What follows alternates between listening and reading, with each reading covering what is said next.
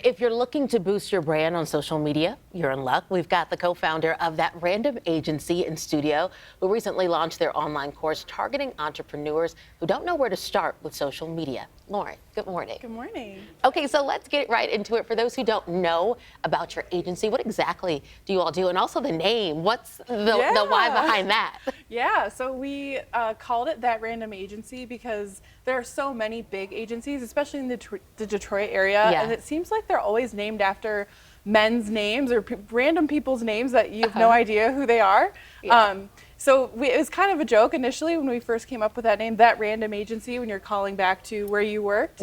But we also, there's more deep meaning to that. So a lot of people think, especially online and social media, it seems random of what goes viral or what performs well and what doesn't. Very and there's true. actually lots of data behind that. So we have lots of stories to share about that and how we help our clients figure out what that is. It's not as random as you think. Okay, and you all have this course that you're offering specifically for entrepreneurs. So talk about that a little bit. Yes, so we decided to create a course because we figured out that a lot of local small businesses and entrepreneurs maybe didn't have the budget to hire a social media company to help them.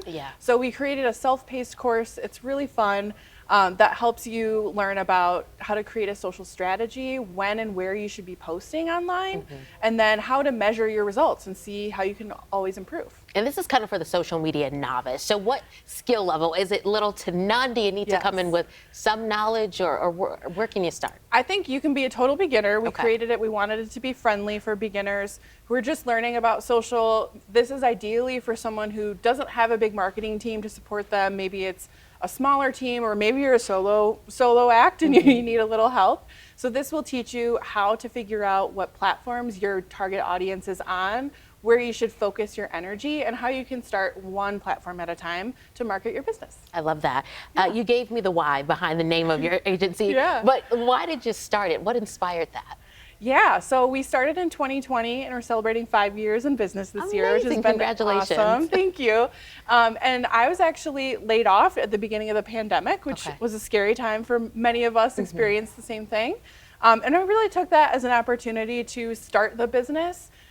We reached out to some past, clients who I've worked with, and it really snowballed from there. And it's been a lot of fun working with small brands, bigger businesses. We have some Fortune 500 companies on our roster, so we love working with large groups of, types of clients and offering that support in digital marketing. That's incredible. If we have some viewers out there who might be a social media newbie, they kind of want to start launching a brand, what advice do you have for them? Yeah, so the first piece of advice I have would be to take it slow. Don't feel like you need to be on every single platform at once. I think it can be overwhelming when we're trying to post on LinkedIn and TikTok and Facebook and all the platforms. And another thing to think about is when we're posting, if you have longer form content, like maybe a blog post, lots of businesses, have blogs on their website, take that content and cut it down into smaller pieces and post it more than once. I think sometimes we hear from clients, hey, well, I already posted about this topic. It's all done now.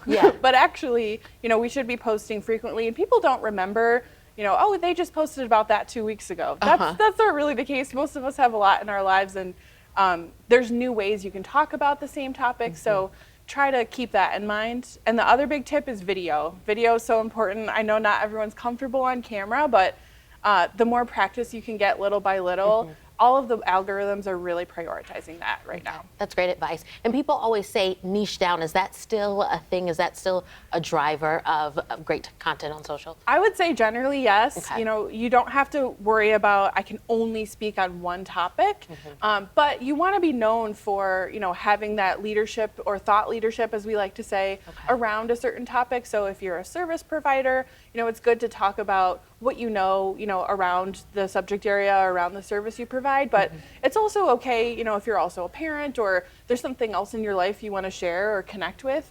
People really want to see authentic content that's true to you. Don't feel like you have to pretend to be a certain way or be overly formal if that's just not your personality. I think try to really think about what type of content you interact with and how you connect with other people. And that's a good place to start in terms of figuring out how you want to present yourself on social. Okay, great advice. If people want to learn more about you, if they want to take your course, how can they do so? Yeah, on our website, learnwithrandom.com, you'll be able to find bunch of information about our course, and we also have a membership that people could sign up for that's a live community that offers updates on the algorithms and trends you need to know. You can get feedback on your social content if you need help, and we're happy to have our team support you. I like it. I'm going to have to check you guys out. Awesome. We'd love to have you. Thank you so much, Lauren.